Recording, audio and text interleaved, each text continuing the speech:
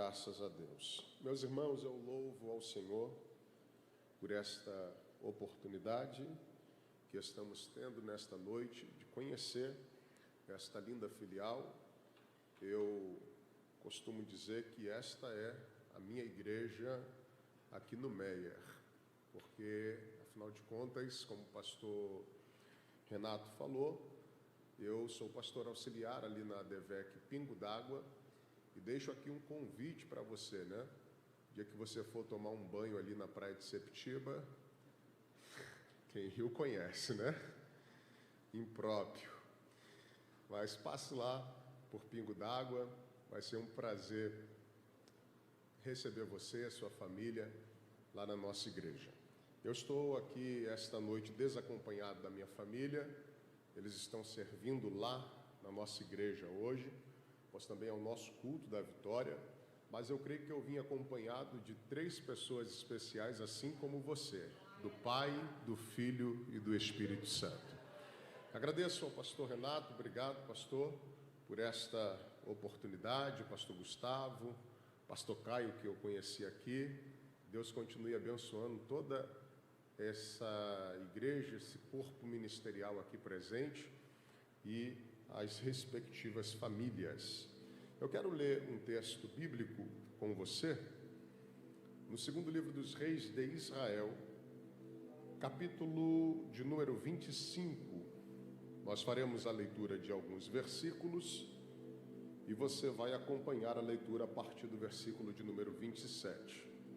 Segundo livro dos Reis de Israel, capítulo de número 25, versículo 27 e em diante, é a leitura bíblica que faremos.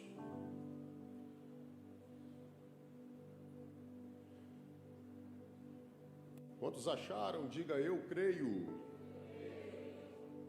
Diz assim a palavra do Senhor: depois disto, sucedeu que no ano 37 do cativeiro de Joaquim, rei de Judá, no mês do 10º, aos 27 do mês, Evil-Merodach, rei da Babilônia, no ano em que reinou, levantou a cabeça de Joaquim, rei de Judá, tirando-o da prisão, e lhe falou benignamente, e pôs o seu trono acima do trono dos reis que estavam com ele em Babilônia, e lhe mudou as roupas de prisão, e de contínuo comeu pão na sua presença todos os dias da sua vida.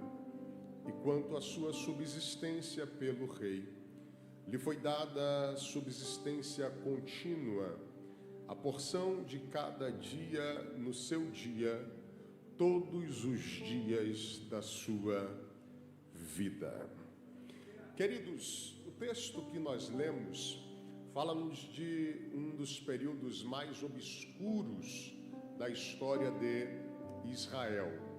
Propriamente, quando eu falo Israel, eu me refiro ao povo como um todo, mas nesse quesito aqui, sabemos que já havia tido o cisma, a divisão das tribos, e aqui estava sendo punido o povo ou a nação de Judá. Pelo menos 3 grandes cativeiros marcaram a história de Israel.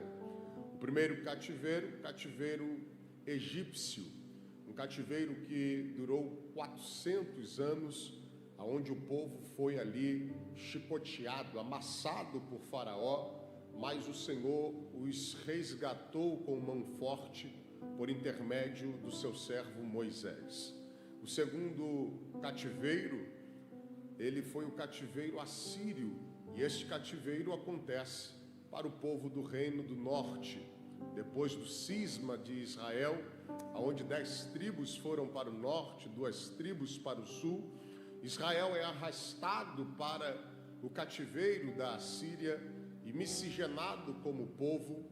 Daí surgem os embates entre judeus do reino do sul e os samaritanos misturados. Mas de todos esses cativeiros, de todas estas levas que Israel sofreu, Nenhuma destas levas se compara ao cativeiro babilônico. O cativeiro babilônico, ele vai acontecer em etapas, e essas etapas vão se tornando cada vez mais pesadas à medida que a Babilônia avança. A primeira etapa em 605 a.C., a segunda etapa em 597 e a última, e de todas senão a pior, onde os muros são queimados e o templo ele é saqueado e destruído, a etapa de 586. Esse cativeiro que Israel sofre é pior, talvez, comparado não ao tempo, uma vez que a gente sabe que a duração máxima desse cativeiro foi de 70 anos, mas pior em termos de rigor e de maldade. Haja vista que quando Israel estava no cativeiro egípcio, cativeiro esse que durou 400 anos, Israel ainda não estava pronto como nação. Israel ainda não tinha tomado posse da terra, Israel ainda não tinha monarquia, Israel ainda não tinha um exército, Israel ainda não tinha uma cidade murada. Tudo que Israel tinha eram promessas, mas agora no cativeiro babilônico, Israel está vivendo o contrário das promessas.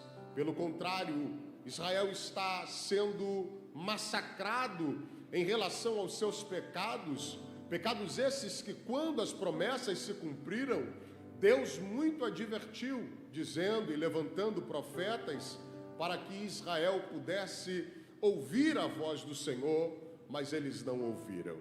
Esse cativeiro vai trazer sobre Israel um peso tão profundo que Israel vai sentir as agruras do cativeiro, ao ponto de Jeremias compor o livro das Lamentações e dizer que a cidade que outrora estava populosa, agora estava desabitada e não conseguia achar um consolador para si.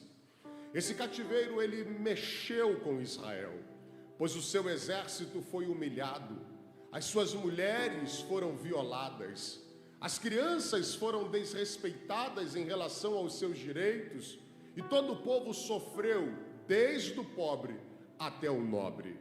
É isso que nós vemos nesse texto, quando nós lemos sobre este rei chamado Joaquim. Joaquim é um rei, e não é qualquer rei. Joaquim é alguém da estirpe de Davi. Joaquim é alguém que não só nasceu para reinar, mas nasceu debaixo de uma promessa de um trono perpétuo. A aliança de Deus com Davi consistia de que jamais faltaria sobre o trono de Judá um rei que fosse da linhagem real de Davi. Imagine este moço que começa a reinar com idade aproximada de 18 anos, começa a viver aquilo que talvez ele se preparou durante todo o seu período de adolescência e juventude para viver ali o sonho da casa real.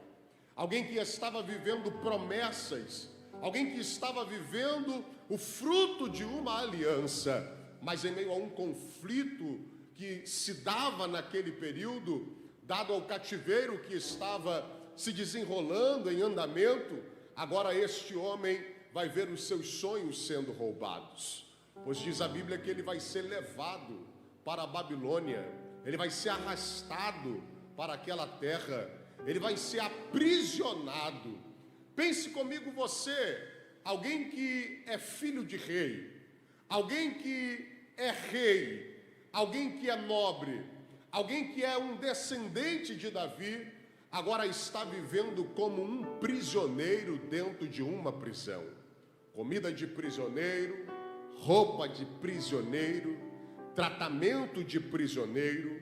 Ele não nasceu para a prisão, ele não nasceu para viver esses dilemas, ele nasceu foi para reinar, mas agora ele está sendo tratado de acordo com as circunstâncias que endurecem a cada dia. E o pior não é isso, o pior não é a coisa acontecer, o pior é o tempo que isso vai durar, pois nós lemos aqui este tratamento que ele recebe na prisão, esse estado em que ele está de prisioneiro, não é algo que vai ser meramente temporário. Isto vai se estender sobre a sua vida. Ele entra na prisão jovem e os tempos vão passando, os dias vão passando, e alguém que nasceu para viver uma promessa, e alguém que nasceu para viver como rei, e alguém que nasceu debaixo de juras da fidelidade de Deus, agora está vendo os dias passarem e nada daquilo que ele sonhava acontecer. O texto vai dizer que o tempo passa, e não passam-se 5 ou 10 anos, não, nem 20, nem 30 apenas, passam-se 37 anos. Ele está dentro da prisão, 37 anos prisioneiro, 37 anos sendo tratado como qualquer um, 37 anos comendo da pior comida, 37 anos esperando o mover de umas águas que jamais se agitavam, até que um dia, diz a Bíblia que Evil-Merodach, rei da Babilônia, mandou tirar Joaquim da prisão.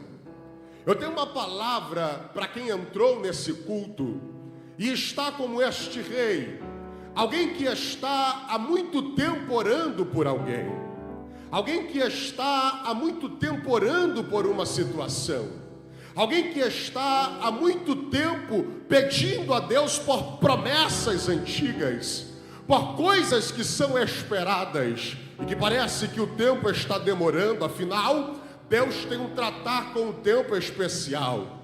Para uns demoram dias, para outros demoram meses, para outros demoram anos, mas eu vim dizer que assim como para a vida de Joaquim, um dia, depois de muito tempo, o milagre que ele esperava aconteceu. Eu estou vendo algumas mãos levantadas e eu quero liberar esta palavra profética para quem já está de mão levantada, dando glória nessa noite. Eu não sei quanto tempo você está orando, eu não sei por quanto tempo essa situação está apertada, eu não sei por quanto tempo esta causa está parada, eu não sei por quanto tempo esta enfermidade te assola, mas nós servimos ao Deus que passe o tempo que passar, as promessas e palavras dele sobre as nossas vidas jamais irão falhar sobre a nossa história. Será que você tem mão para levantar e pegar essa palavra?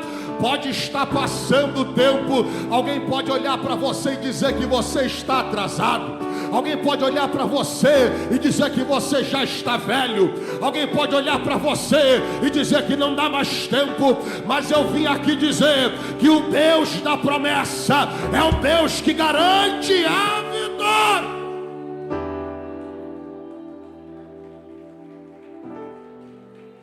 Um dia, depois de muito tempo, você pode repetir isso? Eu quero que você grave esta frase. Olhe para alguém que está ao seu lado, pegue na mão dele com gentileza e diga isso para ele: um dia, depois de muito tempo, ainda pode acontecer. Não diga isso para ele, diga: um dia, depois de muito tempo, ainda pode acontecer. O problema é que o nosso relógio, ele está desajustado com o relógio do céu, porque o nosso relógio é Cronos, o do céu é Kairos, e nós estamos vivendo a modernidade líquida, que Zygmunt Bauman diz que tudo passa rápido, fluido, com velocidade.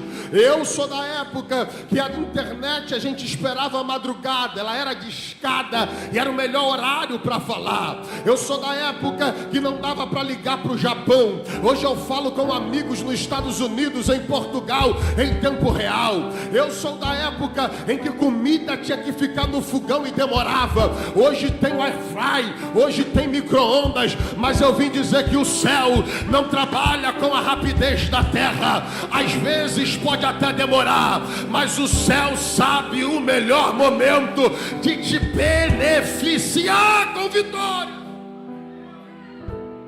E essa rapidez da terra, ela tem nos feito adoecer. Essa rapidez da terra tem nos feito achar que Deus não vai cumprir aquilo que falou ao nosso respeito. Mas eu vim aqui como profeta de Deus lá de Pingo d'Água para dizer: nenhuma das palavras de Deus ao teu respeito vão cair por terra. Esta noite Deus resgata a tua esperança e a tua fé, e Ele está dizendo: olhe para o alto, porque está chegando socorro para a tua casa, para a tua vida, para os teus negócios. Há um mover de Deus acontecendo ao teu favor. E quando o dia de Deus chega, pastor Renato, Deus libera decretos ao nosso respeito. Eu creio que esta noite o rei vai liberar decretos ao teu respeito. Eu creio que esta noite o rei vai liberar decretos acerca da tua casa. Eu creio que esta noite o rei vai liberar decretos acerca das tuas coisas. O rei vai liberar decretos. E quais são os decretos, pastor Otávio, de Deus para mim? Ora, eu vou me basear nos decretos do rei Evil-Merodach para o rei Joaquim. Então olha o texto comigo, veja o que o texto vai dizer. Capítulo de número 25, versículo de número 27. O texto vai dizer que, em primeiro lugar, a primeira providência, o primeiro decreto, ele levantou a cabeça de Joaquim. Em outras versões está escrito: ele o exaltou. Eu vim aqui liberar neste culto da vitória uma palavra para você de exaltação. Esta humilhação não vai ser para sempre. Esta humilhação não vai durar muito tempo. E ainda que dure muito tempo, ela já tem data no céu, dia e hora, para poder acabar. Nesta noite você não volta para casa do jeito que você chegou. Quem te viu saindo, viu você preocupado, viu você de cabeça baixa, viu você com os olhos marejando. Mas eu vim dizer que hoje há um decreto do rei para levantar a tua cabeça, a exaltação de Deus chegando para você. Em segundo lugar, o texto vai dizer, versículo 27 ainda: ele tirou Joaquim da casa da prisão. Em outras versões, libertou ou mandou soltar. Eu quero liberar esse decreto sobre a tua história. Nada que é teu vai ficar preso na mão do diabo. Ninguém por quem você ora vai ficar aprisionado nas mãos de Satanás. Nenhuma coisa pela qual você busca vai ficar preso na mão de homem algum. Talvez você diz: mas pastor, você está falando isso porque tu não conhece aquele juiz. Mas pastor, você está falando isso porque tu não conhece aquele médico. Mas pastor, você está falando isso porque tu não conhece quem me processou. Eu vim dizer que quem está mandando soltar não é da terra. Quem está mandando soltar, manda no céu, manda na terra, manda no mar. E tudo que é teu hoje, a ordem de Deus é: solta. Não vai ficar preso na mão do diabo, não vai ficar preso na mão de homem, não vai ficar preso por decreto humano. O escritório, o júri pode estar fechado, mas o céu tem audiência agora, e o juiz de toda a terra já liberou o alvará ao teu respeito, e ele está dizendo que nada, nem ninguém vai ficar preso, porque hoje ele está soltando algo ao teu.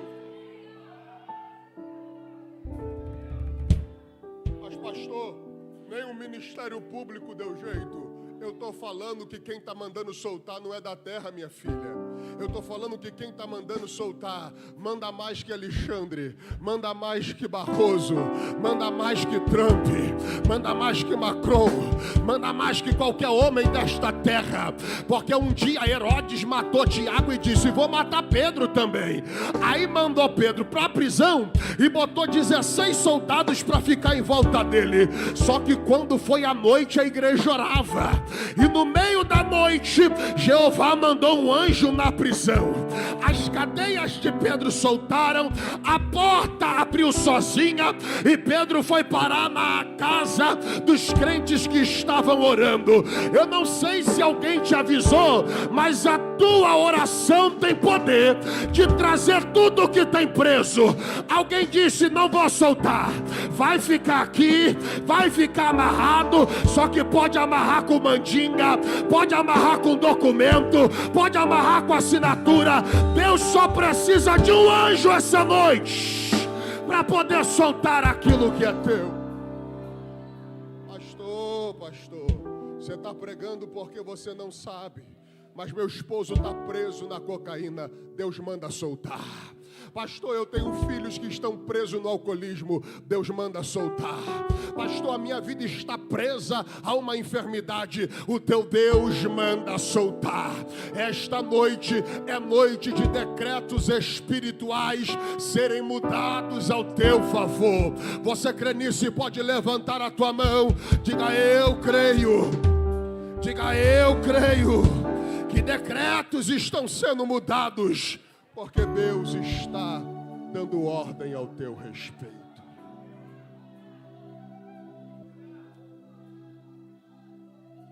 Aí o texto vai dizer que ele levanta a cabeça dele e ele manda soltar.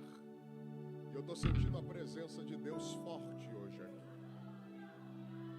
E quando ele manda soltar, diz o texto assim, ó, que o rei lhe falou benignamente. Ninguém fala direito com quem é prisioneiro. Só que quando o tempo de Deus chega para você, o tratamento que você passa a receber é outro. Eu vim dizer isso aqui para algumas pessoas, eu não sei se são para todas, mas tem gente aqui que a forma como tratam você vai mudar. Tem gente aqui que está à base de remédio por causa do tratamento que recebe. Você tem sido tão maltratado naquela empresa, você tem sido tão maltratada dentro daquela família. As circunstâncias, as perdas, as lutas, os embates fizeram com que as pessoas te tratassem com tanto rigor, com tanta maldade, que hoje a tua saúde está comprometida. Só que eu vim dizer para alguém nesse culto da vitória, que a vitória de Deus na tua vida vai ser tão grande, tão grande, tão grande, que eles vão se arrepender da forma que tem tratado você. É como gostam de dizer alguns pregadores: trata bem essa pessoa hoje, porque você não sabe aonde ela vai estar amanhã. E eu vim dizer que tem uma exaltação de Deus tão grande chegando para você, que vão mudar até a pronome de tratamento ao teu respeito. Vão passar a chamar de senhora, vão passar a chamar de senhor, porque quando Deus entra em cena, o respeito chega, o tratamento muda, a glória de Deus se manifesta. Aí eu acho interessante isso aqui, porque o texto diz, Gustavo, que o rei pega e manda colocar o trono dele acima dos outros tronos que estavam na Babilônia. Existiam outros reis em situação semelhante que receberam um indulto, só que quando libertam Joaquim, diz o texto que a ordem do rei é: pega o trono dele e coloca acima do trono dos outros reis. Isso aqui traz duas mensagens. Primeiro, porque trono na Bíblia falam de dominações. E por trás de cada trono na Bíblia existe uma dominação espiritual. Você lembra que quando Daniel estava orando, ele ficou travado pelo príncipe da Pérsia, e o anjo que trouxe a mensagem disse: olha, eu estou trazendo aqui a mensagem, mas quando eu voltar, ainda tem o príncipe da Grécia para enfrentar. Ele não estava falando de homem, de carne e osso. Ele estava falando daquilo que em Efésios capítulo 6, Paulo diz, que nós não temos que lutar contra carne e sangue, mas contra principados e potestades. Então, quando a Bíblia fala de trono, a Bíblia não fala só de coisa da terra. A Bíblia está falando de dominações espirituais. Eu ouvi o pastor falando aqui, o pastor Renato foi muito feliz em dizer: você não sabe a casa que você mora hoje, você não sabe a história de quem esteve ali. E algumas pessoas não só não sabem a história da casa que estão, como não sabem a história das suas gerações, quem eram seus bisavós, quem foram seus tataravós. Só que eu vim dizer aqui essa noite que Deus vai te dar autoridade sobre espíritos familiares, demônios que perseguem gerações, demônios que tentam se perpetuar em famílias, demônios que tentam manter ciclos de maldições hereditárias. Eu vim dizer que nesta noite o céu está te dando autoridade, porque a partir do momento que você levantou a mão para Jesus, toda a maldição ficou cravada na cruz e encerrou em você. Ninguém lá ficou casado, você vai ficar. Ninguém lá prosperou, você vai prosperar. Ninguém lá se formou, você vai se formar. Eu estou vendo mão levantada aqui nessa noite. Oh meu Deus, há uma ordem do céu sobre esse lugar, e a ordem é: sai da frente, Satanás, porque hoje há uma autoridade espiritual sendo entregue a crentes nesse lugar.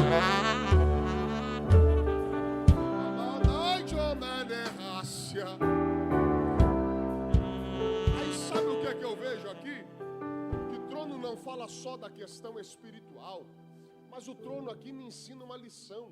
Por quê? Porque esse trono aqui não é uma cadeira acolchoada, bem feita, como essa que você está fazendo. Que apesar de ser que você está sentado, que apesar de ser uma cadeira muito boa, essa cadeira foi confeccionada em série, dentro de um processo fabril. Não, o trono era confeccionado por artesãos. O trono era feito sob medida para o rei. O trono deveria carregar o brasão real. Aí eu lhe pergunto, se esse homem aqui, ele está 37 anos numa prisão, como apareceu um trono para ele? Pare para pensar. Ele está 37 anos preso, mas quando ele sai, o trono já está pronto. Eu vim aqui falar para alguém que está se sentindo atrasado, que está se sentindo para trás, que está se sentindo esquecido. Deus não está preparando uma bênção para você. Deus está preparando você para a bênção que já está preparada. Enquanto você passa no processo, Deus já desenhou o cenário de sucesso que você vai vivenciar. Alguém está dizendo como? Não tem como. Depois de tanto tempo viver isso, depois de tanto tempo conquistar isso. Mas eu vim dizer para você que enquanto você está aqui, alguém está financiando o terreno que vai vender barato para você. Alguém está comprando e reformando a casa que vai vender a preço de custo para você. Porque quando Deus tem que abençoar, Ele prepara tudo. Ele prepara o cenário. Ah, será que alguém pode dar glória? Em sexto lugar, o texto vai dizer que ele, em quinto lugar, ele vai mudar as roupas da prisão. Versículo de número 29. Ele mudou-lhe as roupas da prisão. Por quê? Porque roupa de prisioneiro não combina com o palácio. Você lembra quando José sai da prisão? Tem que fazer barba, tem que trocar de roupa, Porque roupa de prisioneiro não combina com palácio. Quando você vai no médico, você sabe quem é médico e quem é enfermeiro. Por causa de quê? Por causa da roupa. Quando você vai no tribunal, você sabe quem é advogado, promotor e juiz. Por causa de quê? Por causa da roupa. Roupa fala de identidade. Ele não era prisioneiro, mas a roupa que ele usava era de prisioneiro. Eu estou falando para pessoas que têm uma promessa que não combinam com a sua realidade. Não era para você estar usando essa roupa, tendo esse carro, tendo essa casa, se você estivesse vivendo a promessa que Deus te fez. Só que quando o tempo de Deus chega, Deus resgata a identidade que Ele te forneceu. Eu vim falar para algumas pessoas que algumas coisas na sua vida material serão substituídas, porque outras coisas já não combinam mais com o cenário que Deus vai lhe apresentar. Existem pessoas aqui que vão fechar contratos diferentes, que vão atender pessoas diferentes, e Deus está dizendo: eu vou mudar até a tua roupa, porque o que eu tenho contigo é tão grande que tu vai ter que chegar com esse cabelo escovado, com essa roupa de grife, porque eu vou te dar acessos tão profundos que você nem sonhava que eram possíveis. Será que você pode levantar a mão? Eu quero profetizar aqui o que o pastor Igor tem profetizado lá em Pingo d'Água. Deus vai levantar milionários na ADVEC do Meyer. Eu não sei se são todos, mas tem gente aqui, pastor Gustavo, que Deus vai levar para outro nível. Gente aqui que Deus vai ampliar a empresa. Gente aqui que Deus vai dar o Rio de Janeiro, o Brasil na palma da mão, que a loja vai virar franquia, porque o Deus que promete, Ele não é mentiroso, Ele é o Deus que faz a...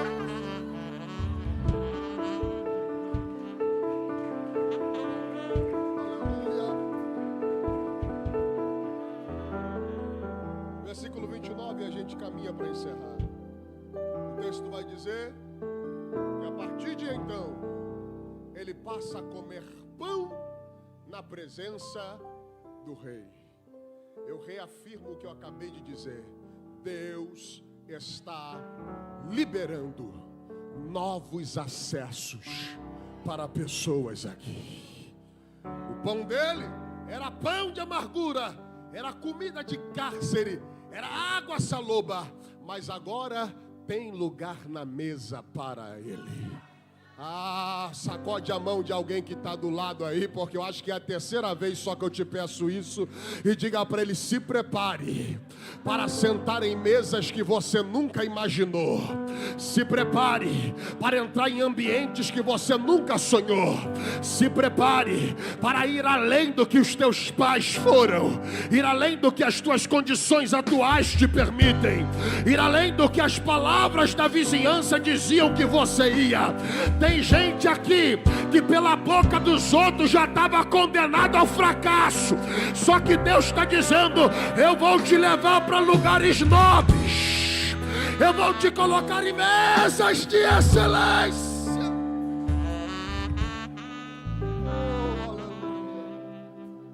E aí, o sétimo decreto do rei sobre a vida dele, versículo de número 30, e a gente encerra. Diz o texto que foi-lhe dada uma subsistência contínua, uma pensão contínua. Meu irmão, eu estou falando de alguém que tinha promessa ou não tinha? Tinha ou não tinha? Tinha ou não tinha? Tinha promessa, mas estava vivendo aonde? Na prisão. Comia o que o carcereiro dava, comia o que o carcereiro deixava comer. Só que agora ele não só come na mesa do rei, como agora esse camarada aqui não vive mais de providência. Eu vou repetir isso aqui porque isso aqui é um susto para quem escuta pela primeira vez. Tem gente que é viciada em providência. Não, Deus vai prover. Todo mês entra no vermelho, Deus vai prover. Está aqui desesperado com a conta de amanhã, Deus vai prover. Deus vai prover. Deus vai prover. Deus vai prover. Deus é o Deus Jireh, Ele é o Deus da providência. Meu irmão, a maior providência foi Cristo no Calvário. As outras, Ele provê de acordo com a sua graça e vontade.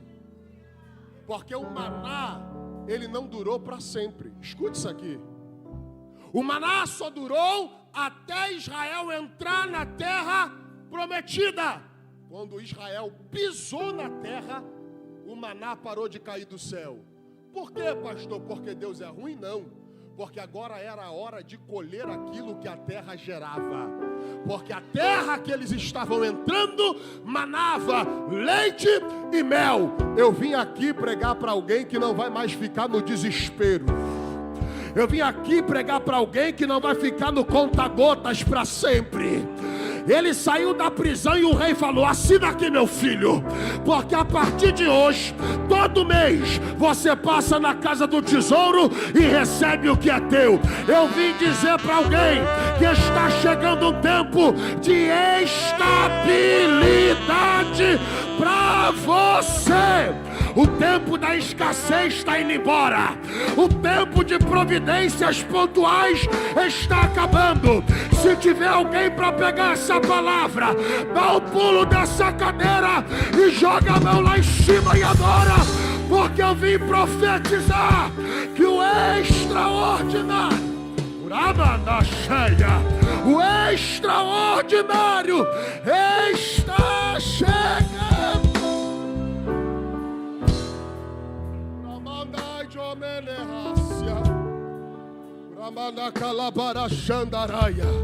Eu vou te dar um minuto para adorar. Eu vou te dar um minuto para adorar. Eu vou te dar um minuto para você dar glória ao nome dele. Alguém disse: vai depender de mim para sempre. Vai não, meu filho. Está chegando um tempo de estabilidade. Alguém disse: saiu daqui, quero ver como é que vai se virar. A crise está no país. A crise está no país, mas o céu não está em crise. Está chegando uma onda de milagres extraordinário.